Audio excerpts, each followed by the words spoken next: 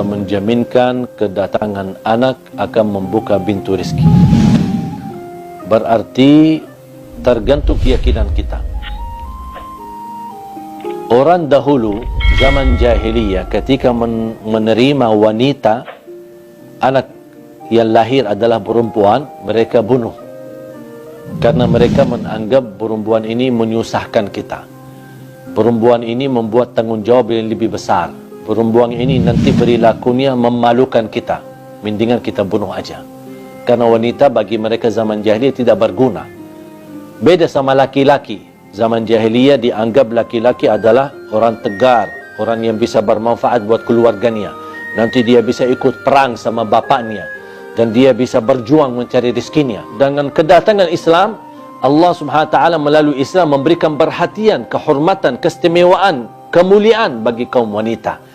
Dan keturunan semua wanita maupun laki-laki akan mendapatkan anugerah rezeki, apalagi mereka kalau salih-salihah.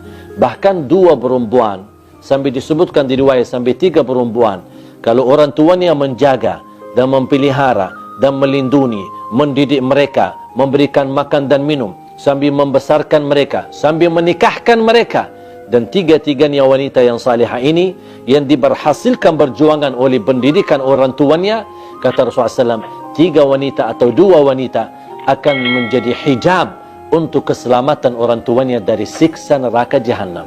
Itu terhitung rizki. Berarti kedatangan anak melindungi kita dari siksa neraka jahanam, itu rizki. Anak yang menjaminkan kita mendapatkan syafaatnya, apalagi anaknya penghafal Al-Quran, itu namanya rizki. Walaupun ada orang berkata, kalau memang keturunan ini adalah membuka pintu rizki, kenapa kita melihat banyak warga du'afa justru anaknya banyak dibanding orang kaya? Mungkin orang kaya membatasi 2 anak atau 1 anak, tapi kalau orang miskin justru anaknya Masya Allah banyak. Tapi semakin banyak anaknya, nampaknya kehidupan mereka tidak berubah, bahkan semakin susah dan sengsara. Jamaah sekalian, kalau kita mempandangi dalam hal ini, apa yang kita lihat, memang warga du'afa banyak anak tapi susah. Orang selain du'afa, anaknya cuma 1 tapi kekayaannya luar biasa, penghasilannya luar biasa. Ini ada orang berkata seolah-olah tidak adil. Kenapa? Mana keadilan Allah? Katanya banyak anak Allah jaminkan rezekinya. Saya akan tunjukkan pengalaman saya ketika saya keliling bertemu dengan warga du'afa. Walaupun mereka memiliki banyak anak, tapi subhanallah anaknya itu kebahagiaannya luar biasa, tidak terhingga. Dan semuanya sihat walafiat. Dan saya mengenal banyak orang kaya yang memiliki keluarga, tapi banyakkan di antara anak-anak mereka adalah yang sakit. Ada yang sakit jantung, ada yang sakit otaknya, ada yang sakit penyakit dalam, berbagai macam. Saya pernah berkunjung kepada satu keluarga ketika saya kenal seorang buta, dan beliau ajak saya temenin untuk ke rumahnya. Begitu saya masuk ke rumahnya, saya dibawa masuk ke ruang tamu, kemudian tiba-tiba datang adiknya. Ternyata adiknya buta. Terus datang adiknya lagi, lebih kecil lagi, dan dia kenalkan, ini adik saya yang satu lagi, ternyata buta. Dan saya kaget. 3 saya bertemu satu keluarga, 3-tiganya buta. Saya tanya, ini kok gimana ini kondisi? Dia menjawab, kami semua keluarganya keluarga buta. Ini kan ujian.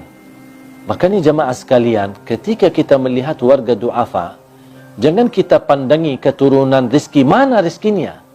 Sebenarnya rezeki mereka ini bisa bersatu, itu namanya rezeki.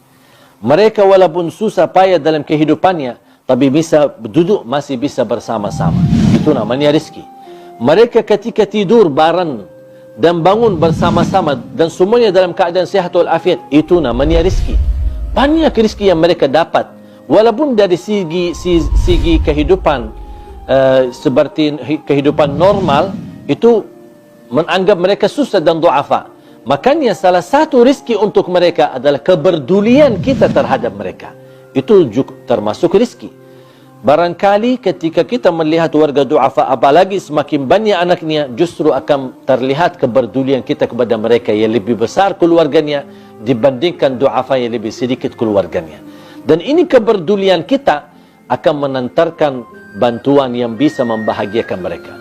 Sebenarnya kelemahannya dan kesalahannya bukan keluarga du'afa memiliki banyak keturunan, tetapi kesalahan kita yang mampu belum merasa berduli terhadap mereka. Kalau setiap orang kaya berduli kepada warga du'afa, saya yakin dan percaya tidak ada warga du'afa